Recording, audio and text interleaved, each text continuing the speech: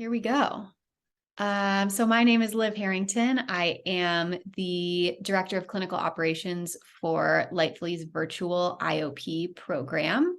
I use they, she pronouns, and I'm very passionate about working with the LGBTQ plus community, especially teenagers. And I am joined by Casey Weitzman of Gender Wellness of Los Angeles. And Casey, I'll let you introduce yourself and your work a little bit. All right. Well, hi, happy Pride. I'm Casey Weitzman. I use she, her pronouns, and I'm the president and founder of Gender Wellness of Los Angeles. And we're like a counseling and resource place for youth and adults that are dealing with either gender identity or gender identity or gender identity issues, and have been doing this work for over 32 years now. So I'm really excited to be here today. Absolutely. Excited to have you. Excited that we get to have this conversation together for Pride Month, especially. So we'll go into some of the questions that we have and then just chat about our thoughts. Okay. The first question that we have is, what advice would you give to someone in the LGBTQ plus community who is struggling with family acceptance while exploring their gender identity? And the second part of that is, how have you personally navigated this process and what lessons have you learned? Well, how much time do we have? Certainly when I'm working with families, you have to give the family time to let this new information soak in. For those of us that come out, we have to remember that by the time we've known this about ourselves for a while. So by the time we tell family or friends, for the most part, not always, that they're surprised or in disbelief. And so I always tell anyone that I'm working with, you got to give it some time. And I think it's so important that that people don't panic about it, if that makes sense. Yeah, absolutely. I recently saw a statistic, I can't remember the exact number, but that a large majority of parents improve in their acceptance and their understanding over time. After the initial coming out, it was a large number of parents that do really come around in their acceptance and understanding. And obviously an initial lack of acceptance can be painful for anybody, a child, a teen, an adult, from their family. But like you said, to not panic is such good advice, I think, because it so often does change and grow and improve over time. Right. And that I've seen that too. So I would absolutely agree. The initial is no. But then within a certain amount, maybe 3 to 6 months, a lot of times the parents become such huge advocates. And sometimes with my transgender non-binary, the parents now want to move faster than the child, because they've come out. Now they're so loving and accepting. And the child's like, well, I just told you, but I don't want to move as quickly as you want me to. So I've seen a lot of that as well, which has been really, really nice. And again, many of my parents will say that I just wish my kid was gay. If they're dealing with trans, and it's like, well, they might be gay too. We don't know, because we're dealing with sexual orientation and gender, but it certainly tells me a lot of how the tides changed, that being gay and lesbian just seems to be much more accepted right now, obviously, even though with all the legislation negativity, but the trans thing is still way behind. I think parents, it takes them usually more time to kind of figure out what that means for them and their families. Sure. Yeah, changing in acceptance, where it seems like there's also more education and knowledge out there about sexuality versus gender right now. My hope is that gender is close behind, with the increased understanding, education, acceptance, that we'll be having a similar conversation 10 years from now, just gender wise. I agree. I still think we're about 30 years behind. It was 30 years, but I agree with you. I'm hoping in the next 10 years, this is going to be a lot less of an issue than it is now. Yeah. Have you worked with clients whose families don't really come around in terms of acceptance and understanding? Um, Sadly, I have, and um, obviously, it doesn't. A lot of times the young person will really give their families a chance, but after sort of being put down, or given the God speech, or I'll never accept you, I'll never use the correct names and pronouns, which are so important for the people that we work with. A lot of times the kids have to end up just cutting off the parents. But I would say at least, I'd say about 70 or 75% of the families that I work with, the parents over time do come around. Yeah. That's a hard situation. Yeah. Having to make that choice to hold a really firm boundary, an important boundary, often and a necessary one, but A lot of times I'll tell the parents, this might be where it is right now, but it could change. The same thing with, the person that's transitioning or coming out, that, give it time, because, if the parent is willing to read or attend a support group or attend a pride parade or something like that, a lot of times, that initial fear, kind of goes away over time. So I always feel very hopeful. Mhm. Yeah, I always feel, and I've recently started running parent support groups for trans and non-binary families, and I find such value in parents talking to other parents versus just a mental health provider, because it's like they can commiserate, they can support, they can grieve. But kind of over time, hearing from how other families have navigated this, I find that they have found that extremely helpful. So I think there's so much power, obviously, in groups. So Yeah, yeah. absolutely. Absolutely. And it seems to me that it's important that parents, especially parents of maybe a teenager or like a younger adolescent, that they have their own space to process their feelings around a new disclosure from their kid, so that the kid doesn't have to necessarily like bear the brunt of the emotional labor with a parent. The parent can still have their experience and their response and have a safe space to process that, where the child can still feel hopefully supported, or kind of safe in that space. Is that something that you see being beneficial for teens and parents? Um, yeah, I think, I mean, my background's in family systems, so if I can even get everyone in the room, starting off like, well, this isn't going to happen, my parents are this, all of a sudden having like a therapist in the room, um, because a lot of times parents feel like as counselors, we're affirming, and that's just it. If the kid is this, and we're 100% supporting them and not going to support the family. And so what I think has been really nice, in working with families is, everyone has a voice, and it is a very painful process. It can also be a really joyful process.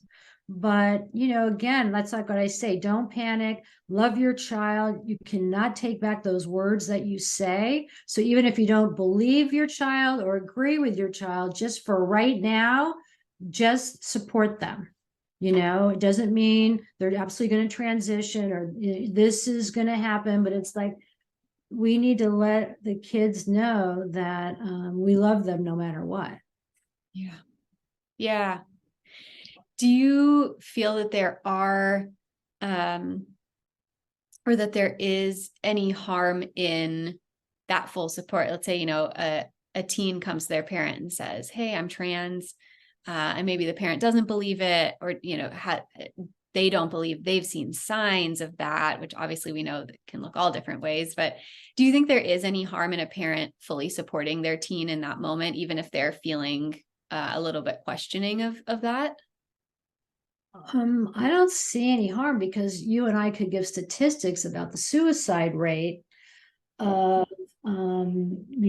gay or trans kids that don't have parental support. So I don't want to say it's like fake it till you make it, but it's just like if you could initially, because of how difficult it is for that child to have come out to you in the first place, knowing that most likely the parents are not going to support it. So it's just like, I don't think there's harm in telling your child, I will support you no matter what, and I love you. Now, again, even if it's not true, my hope is in time, it will be.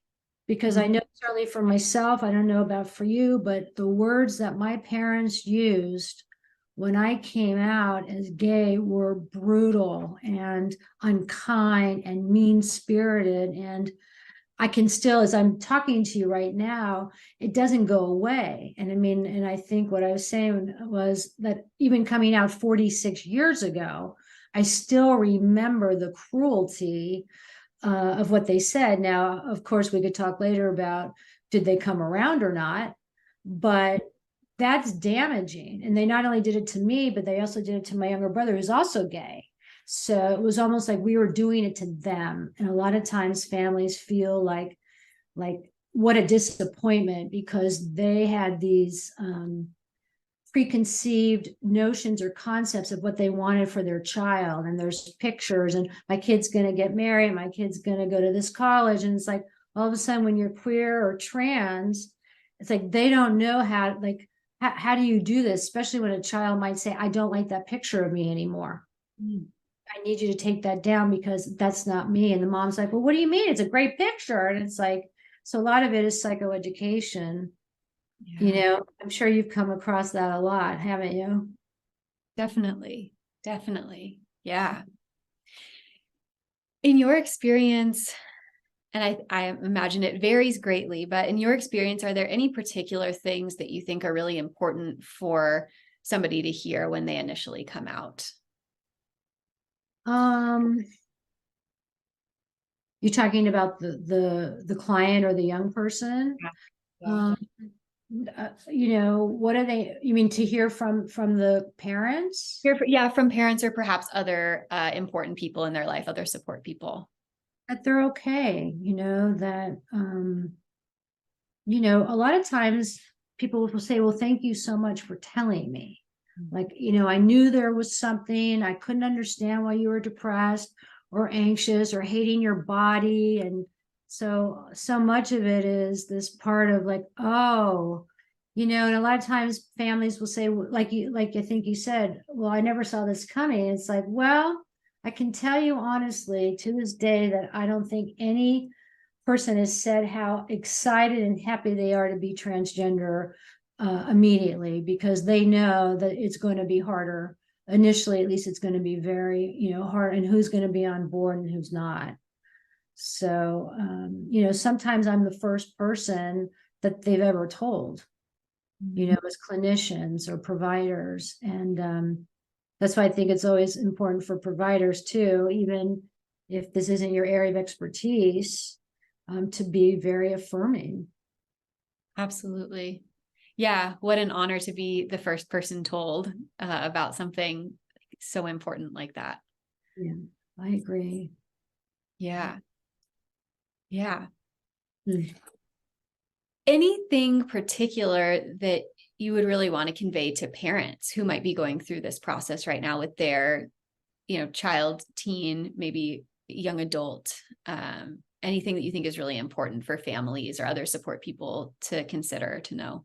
Well, I think it's important. Like I said, I always will say, don't panic and love them and be careful with your words. Pronouns, this may sound silly, but for someone that's going through this process, ask them what name they want to be called and what pronouns they prefer. And that really goes a long way. I also talk about educating yourself, read articles. This woman doctor at Cedars wrote this book called Found in Transition by Dr. Paria Hasari. And it's an excellent book for parents to read to help understand the process of transitioning, then, you can attend workshops or conferences such as PFLAG, Gender Spectrum, support groups, virtual online groups, attend a pride parade or festival, talk with family members, watch a movie or TV. And then obviously, there are obviously many instances where residential or outpatient, are also recommended for some of these families as well. So, yeah, so that's kind of, it's just kind of like, I think educating yourself, in the dark ages, we didn't have internet. We didn't have these books. I had to go to a secret section in the library or go to like the adult only section of a bookstore to find anything that felt affirming then. So, there's good and bad stuff on social media, as we know. So yeah, there's a lot more things families can do now to educate themselves. And I'm sure you could probably add to this list too. Sure. Yeah. Yeah. I think the educating yourself is so important, especially as, you're showing your child that you care, that you want to understand, that you're making this effort. If it's something brand new to you, you are, taking the time to educate yourself in something that I think, regardless of if you have, an LGBTQ plus person in your life, is an important thing to educate yourself in, but especially important if there's someone close to you that you want to understand and support. And I think often, like you were saying, the internet and social media has its goods and bads, and it can be really interesting to consider, like, who do you follow on Instagram, or what sorts of, movies, TV shows are you watching? Do they have queer people in them? Do they have, is there representation of this community in the media that you're consuming? And if not, how can you shift that? And how can you engage in the spaces where the trans joy is celebrated, and there's kind of the really positive and beautiful parts of the community celebrated and shown, rather than, the education is so important. I think the best sort of scaffolding, but it's cool when, I think especially parents can see like how bright and beautiful and like connected the community really is and can be, and like enjoying that with their kid I think can be just such a beautiful thing. In addition to the education, of course. I absolutely agree. I do feel like, even though it's the worst of times, I always tell clients and parents that in some ways, and again, it depends on what state you're in. I mean, in California, we have more providers and more people that want to help this population than ever in my life. And there's just so many wonderful places like Children's Hospital and Cedars-Sinai and UCLA and USC and St. John's and the LA Gay and Lesbian Center that embrace and support and treat this population. And I'm really happy because when I first started with my first transgender client, there was one hormone doctor and one surgeon, and that was it. In California, that was it. But we still found a way to, get the services for the clients that, wanted to do surgeries or wanted to do hormones, or just even talk to a doctor about how hormones or blockers, well, actually, blockers are new, right?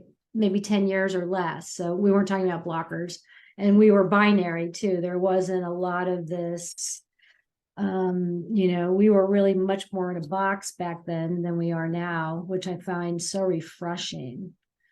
It was just boy or girl, gay or straight, maybe bi, but that was kind of it. So sometimes I have to continue to educate myself because things change all the time. And that's why I also think as providers, we have to continue educating ourselves, and going to conferences and supervision. And because sometimes you don't want to over identify with the client either because of your own story. So I always think that's important when I'm training new clinicians, like, what is your countertransference, or like, do you want to make it easier for your client because it was harder for you? And it's like, no, we still want to help them, in their own journeys. Yeah. Yeah. Using your lived experience, but not letting it get in the way of the support. And yeah, that's a really good point. I think so. And you may have a different experience too, but yeah, I mean, when you were, how was your family with you? Like, what has that process been like? Obviously, as a younger person, was it an okay process, or what was that like? Yeah. I think I probably am luckier in some ways, in that I have kind of identified, without all the words that I know now, but the way that I presented, let's say at about 4 years old, really mirrors how I present now. So as a 4-year-old, really rejected dresses, dressed very masculine, was mistaken for a boy daily, and that was my preference. And I knew, didn't know all the words that we have now, but just knew who I was, and presented that way. And I got lucky that I had parents that were like, cool, yeah, you want these clothes, we'll get you these clothes. You want to wear a tie to this party, you wear a tie. There was, I think, a pretty good amount of acceptance in my family, both like immediate and extended, which I was really lucky for. And growing up, and I shifted into more feminine presentation, and have identified many different ways throughout my lifetime until I've come to where I'm at now. And now identifying and understanding my identity more as queer and non-binary and gender fluid, and understanding, what feels most comfortable in terms of presentation for me. It's definitely been rocky in its own ways. I think, using they, she pronouns has been tough. That's a hard one to get on board with for some family members, for some people close to me, and can still be a conversation. I feel lucky that I know that I do have the overall love and acceptance from the people around me. And I have, close friends and my partner that are really affirming of who I am, which I think helps. It's still, the things that get me the most are going around and hearing the like, hey, ladies, or like girls and things like that, and not feeling in my, self like that is who I am or how I identify. So that's where I get tripped up, is kind of the public interpretation of me. And I know a lot of non-binary folks, trans folks deal with things like that all the time. Knowing that I'm not alone in it really helps and is comforting to me. But yeah, in general, my coming out with both gender and sexuality, again, I got kind of lucky because at 4 years old, my family already had some idea that something was, different and kind of unique about me and my presentation. And so there was much less surprise and shock when the words were put to it. Okay. Yeah, because tomboy was certainly, again, do people use the word tomboy anymore, or is it less? I think less, but yes, definitely when I was young, that was a big one. So yeah, I was always a tomboy, and I just remember my mom being so ultra feminine. And I, like you, I liked wearing, checkered shirt and blue jeans and cap guns. And I was such a boy, but there were no words for it back then. But I did know that having an extremely feminine mother, she wanted me to be a mini her. And she was just always so disappointed because I was always a tomboy, always. And that was really hard. It was really hard for her to understand why I wanted to look more like, I don't know. I certainly would have been non-binary or maybe trans, but back then there were no words for it. So the most I could do was, and then in the days that I was living in, lesbians, you were either a butch dyke or you were a femme. And I didn't want to be that butch one, even though I probably was. So I tried to femme it up a little bit. But yeah, I think it's so interesting how many more options. I said even the word queer. If you called someone queer, or let's say called me queer, I thought that was the meanest thing. Like you were almost bullying me. But it's now come around full circle where it's like, yes, this feels more inclusive. And it just feels right, but it's had to kind of simmer in my brain for the last year that it's a good word, like it's a awesome, inclusive word, where before I felt like it was not. Yeah. Yeah, I can imagine that would be really tricky, a word that had been kind of like weaponized and used in like bullying, like cruel ways, to then move toward like reclaiming it. It's almost like rewiring your brain and body to respond, you know, because I imagine hearing the word the way it had been used is probably like a kind of like an uncomfortable, like, ugh. It was like name calling. Why you why are you being mean? Like, why are you being mean right now? Yeah. Yeah. Yeah. It's really, I can imagine that's a really like tricky experience to allow it to then be something positive and inclusive, like you were saying.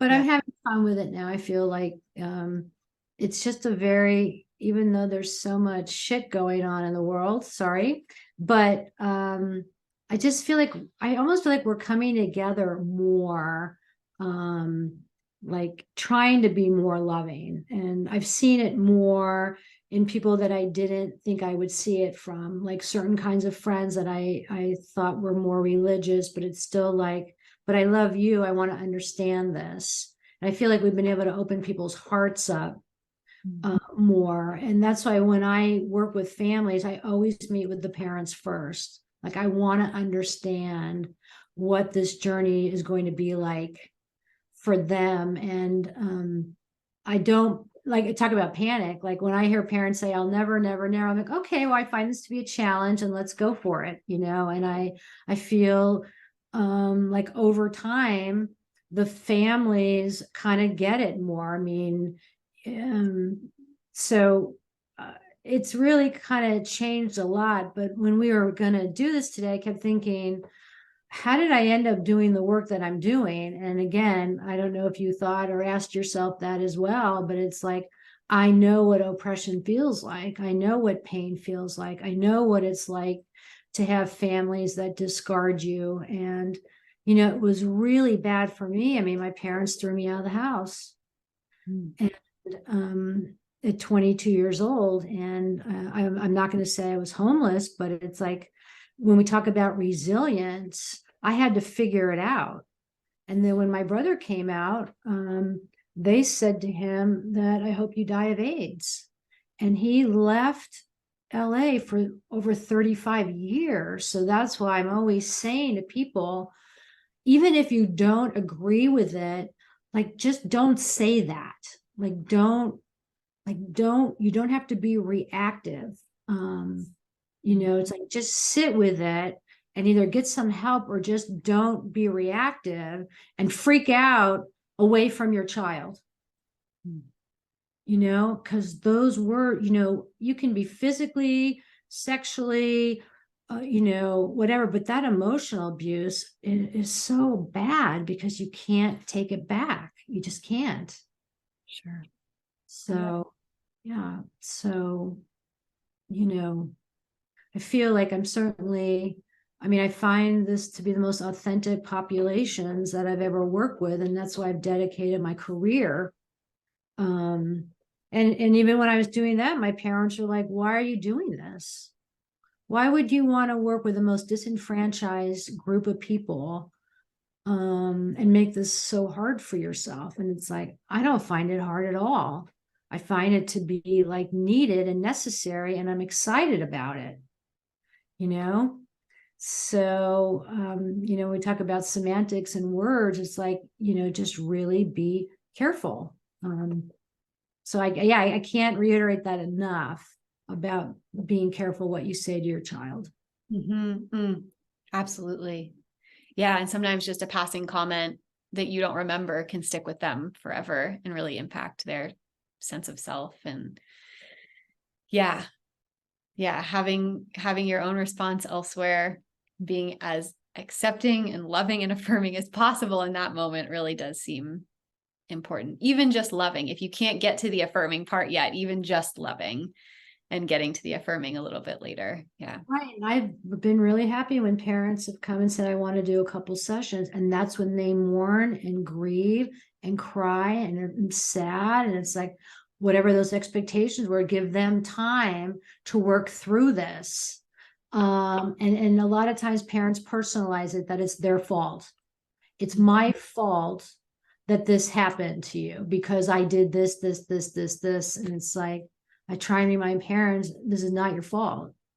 It's no one's fault. Like this just was always inside the person. And now they're just expressing themselves. Yeah. Yeah, absolutely. Yeah. Let's see. I know we have another question. Let me pull it up. In your opinion, what are some effective ways that families can foster an environment of acceptance and understanding for individuals exploring their gender identity or sexuality? And can you provide any examples of positive actions or behaviors that families can adopt to support their LGBTQ plus members? Well, kind of what we're talking about is around, again, that the parental support has consistently been found to be one of the strongest factors. That examples, well, let's see, examples. Well, I've seen a lot of really happy stories. I don't know, is that exactly the question, but it's like, it's about time. It's about getting information. It's like just because someone tells you they're trans or non-binary and they want to go on hormones, let's say, there's a lot that takes place before someone starts that journey. So even if you say, okay, I don't understand this, but if it means getting an assessment from a doctor or something, it's like, okay, that doesn't mean the child's going on blockers or hormones. It's just letting the child or young or any person know, like, I'm taking this seriously. Other things. What question is this? I'm sorry. I know this is going to be edited. What question is this? This is the second question, and I asked both parts, but we can focus on one part, like, the first part or the second part. Okay. So, and certainly, why don't you start? Why don't you add, and then I'll add to it too, because I'm drawing a little bit of a blank this second, but Sure. I'll be able to pick it up in a minute. Yeah, definitely. Let's see, in terms of things families can do to foster maybe like a safe environment. I mean, a lot of what we've already talked about definitely fits in this answer. But perhaps also letting their loved one know, that they will support them. So if that means helping them make doctor's appointments, taking them to doctor's appointments, supporting them to find affirming care, making sure that they feel safe. And, maybe it means attending, a doctor's appointment with them, if that doctor's appointment might be a really big challenge for gender identity or something to that effect. Making sure that the home is a safe space, if that means pride flags, on the front porch or however that looks for that family. Knowing, like, for a child, knowing that they can bring any sort of friend over that identifies in any way, I think is important, that they can talk to their families openly and safely, and have that kind of at least basis of trust. I feel like that one, trusting your child or your teen to tell you what's going on for them. And that doesn't mean you can't be curious or you can't ask questions, but to trust that when they say something, they've probably thought about it. And if it happens to be, that dreaded word of like a phase, then that's also okay. Like so often it isn't. But if it is, cool, then then they explored something and learned more about themselves, and you learned more about them. And that's also a cool thing. Yeah, those are the things that are coming to mind right now. No, and I agree with all those. And luckily, obviously, by the time someone comes to see us or to see me, we have to rule out depression and anxiety too. I mean, that's the biggest one. And so, as far as that, like, do they need to be seen by a psychiatrist? Do they, need to be seen, by a doctor? And what I've watched through the years is when you treat the the gender dysphoria, which we really haven't said a lot about, a lot of times the depression and anxiety decreases. Sometimes it almost disappears, because the person is being affirmed and treated. And let's say they're transitioning, as they become more their authentic self, a lot of that self-loathing and hatred can drop off quite a bit. I mean, I've almost seen it. I don't want to say like miracles, but it's almost like giving the correct medicine to the client. And a lot of times the parents will say, "That's how I knew, because my kid had joy. This kid has not smiled or had joy in years and years and didn't want to go out. Now I understand why they didn't want to wear a certain outfit, because it made them feel horrible about themselves." So I always think that's really helpful. And again, like the things we've talked about, is get educated. Parents, it's not that hard to educate yourself now. Again, when I was growing up, my family was so embarrassed. I mean, a lot of times these parents are initially embarrassed until they find out from their friends that they have kids that are either queer or non-binary or, gay or lesbian. And it's like almost a relief when they find out they're not the only one that's having a struggle with a loved one. Yeah. Yeah. Absolutely. Take them shopping for clothes. They've been sneaking in the boys section, and it's like, that's not where you're supposed to shop. And now it's like, oh, of course, let's go. Come on, let me take you shopping. Let's get your nails done. Like, that's where I think parents can also be very supportive. Absolutely. Yeah, You getting the right gifts. Yeah. If you're buying something for that person, making sure that it's going to match with their gender identity or their sexuality, whatever it might be. That's so important.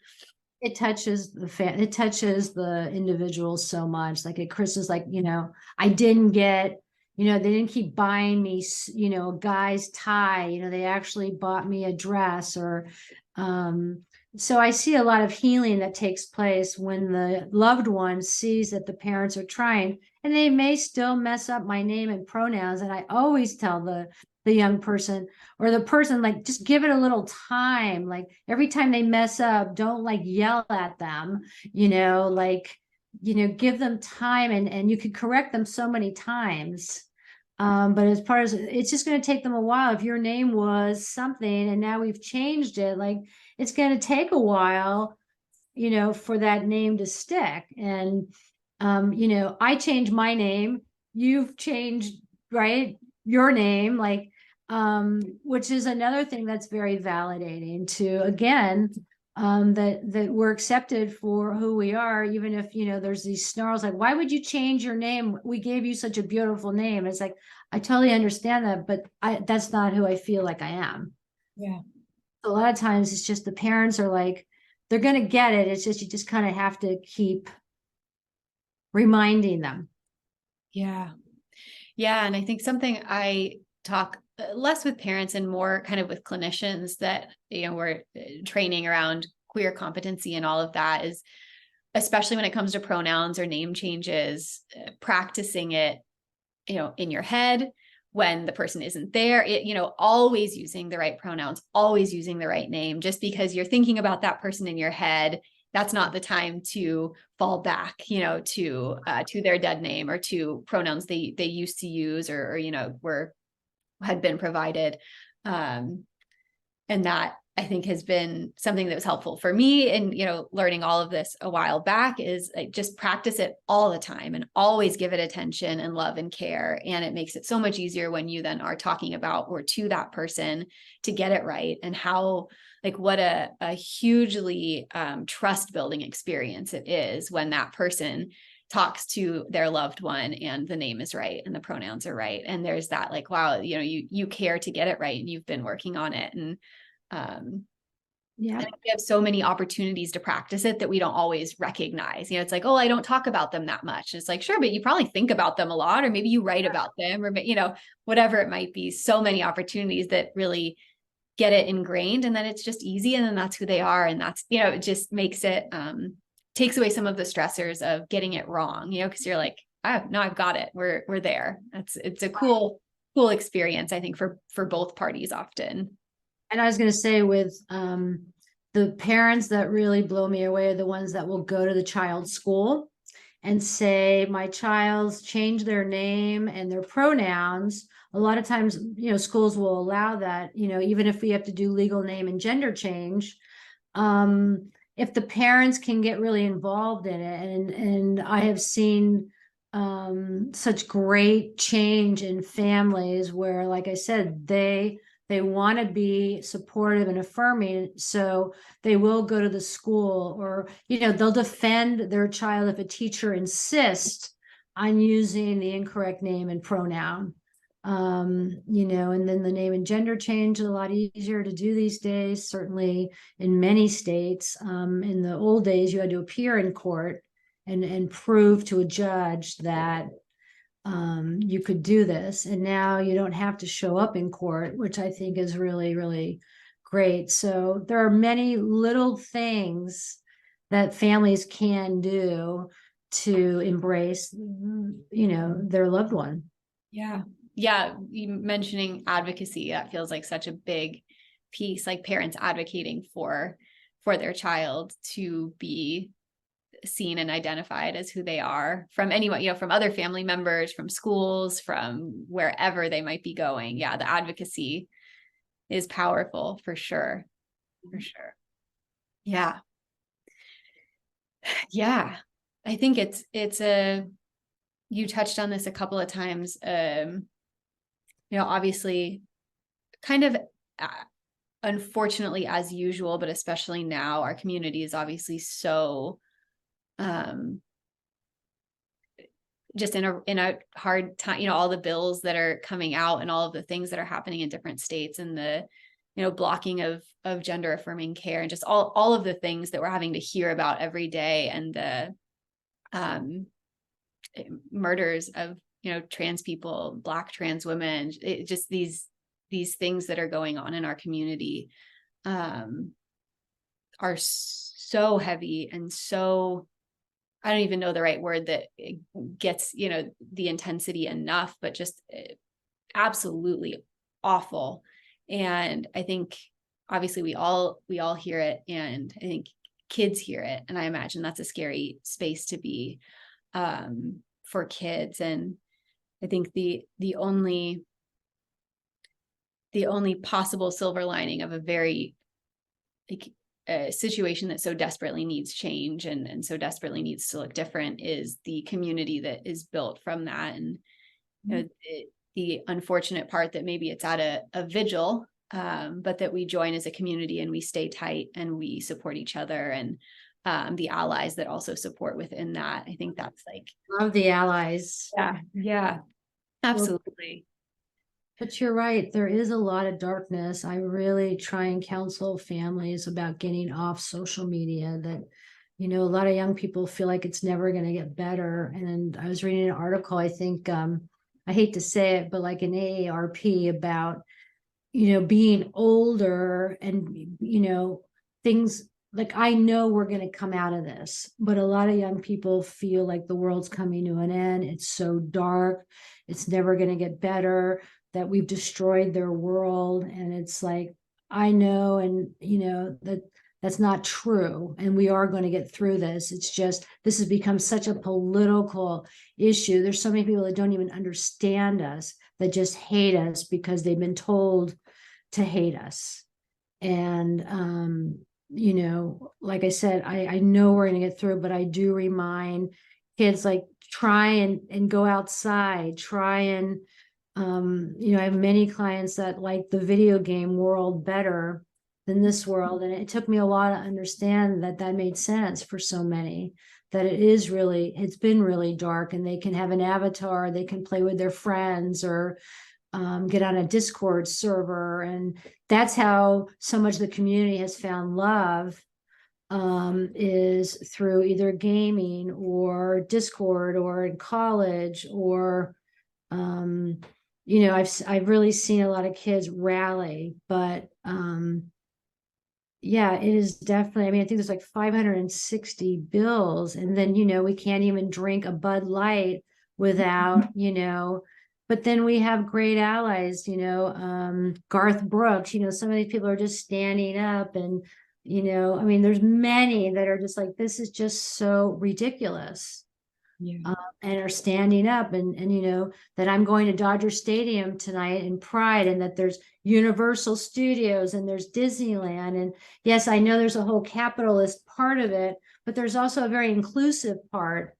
Like, there are fun things to do. Go out there and, be yourself. And I'll never downplay that at all. Now, I have a lot of people who aren't going to go out and do that stuff because they're afraid of harm or whatever. And but I just love that there are so many more things, more pride, more, that there is more on Netflix, and there's just so many places to go where you're going to be supported and affirmed. And even in schools where they have GSAs and other groups at the schools and clubs and brave trails and these great camps, and these queer great camps where the child can be themselves for the first time in their lives. And I'm just so grateful for all these places. And then obviously with residential, if they need higher level of care, there was no Lightfully behavioral health 10 years ago. I mean, where people can go and get treatment, and their gender or their sexuality is not going to disqualify you from getting good health care or good mental health services. Yeah. Yeah. Yeah, absolutely. Absolutely. Ugh, a lot of joy, a lot of connection, a lot of great things, and a lot of really tough stuff. I agree. Hoping for always a brighter future. I think, though, I mean, we've got all sorts of great people, and I think the younger generations are they've got a lot of good in them coming up, which is so cool to see. The inclusion and acceptance and understanding from them is just like beyond, and I love it so much. I'm excited about it too. It's really like, it's like, what's the big deal? Like, what, like, being an adolescent is hard enough. It's like, what's the big deal? So yeah, no, I'm learning a lot. That's why I love working with young people, that they're, at some core, there is this hope and resilience, that they're going to express themselves no matter what. Yeah. Yeah, definitely. Definitely. Awesome. Anything else that you want to add, or anything else that feels important for us to touch on? No, I'm just, I was just thinking about today, and just thinking about just how refreshing it is to be able to talk about myself, to talk about the work that I do. Because when I first started out, you may remember this, like, I had 2 different business cards. I could not tell people the work that I was doing. I could not say that my specialty was gender, working with transgender people. And now it's like, places like Lifely and so many other great places where it's like we're being embraced and accepted and honored. And it's not like going back in the closet. It's like, be out and proud, that we have pride flags and we have all this stuff. And I mean, I'm very proud of who I am now, but it's taken me a long time to accept that. So I love that, if we can get to young people earlier, and many of them don't need us, that are just kind of finding their ways. And same thing with colleges. I'm shocked and so happy that many of these colleges, like, who do you want to room with? Would you room with a trans person? Do you want to be on a queer floor? Like, I feel like even colleges are doing much better in matching people up so that it's not an uncomfortable situation for a queer or non-binary person. So that's where I think there's been vast improvements. Mhm. So Yeah. yeah, that's what I was thinking. That I'm really happy about that. I mean, these are colleges all over the country. It's not just like in California. Sure. So my college kids tell me just how thrilled they are that they don't have to hide who they are when they go to school. And they check the colleges too. Will I be okay here? So I'm really happy about the times changing in those ways. So that's kind of what I was thinking, but just knowing that I was going to talk to you today, it kind of, like I said, I was nervous, but also very excited, because I've always been very private. So it's really nice to be able to start to talk about my story and how I can help others, because I've been in their shoes, and I'm not saying their shoes are not much worse than mine, but, it just wasn't easy for most of us back in the 70s. Yeah. Yeah. So Definitely. that's what I was thinking. Awesome. Anything else you want to say? I don't think so. I think we touched on a lot of good stuff, especially for parents and people who maybe don't have as much of the like basic understanding or how to kind of, I don't know, that it always feels nice to have like snippets of how to support, like it's important to do get a full understanding and seek the therapy and seek the education. But sometimes like a snippet here and there, I think can also be really impactful when maybe, an hour long TED talk doesn't, you take a few things from it. It's like a quick little clip of like, here's a couple of things you can do. Cool. I can do those, and let me keep getting in all the information and education. But here's at least some tips and tricks perhaps on how to be a little bit more supportive, a little bit more loving to my kid or to this person that's close to me. Good. Cool. Well, thank you so much, Casey. I'm so happy that we got to do this and we got to do it together. And thank you for sharing your story and your work and your years of expertise and knowledge. And yeah, just really happy to have you and have gotten to do this together. Me too. You were the perfect person to do this with. So thank you so much as well. Yeah, absolutely.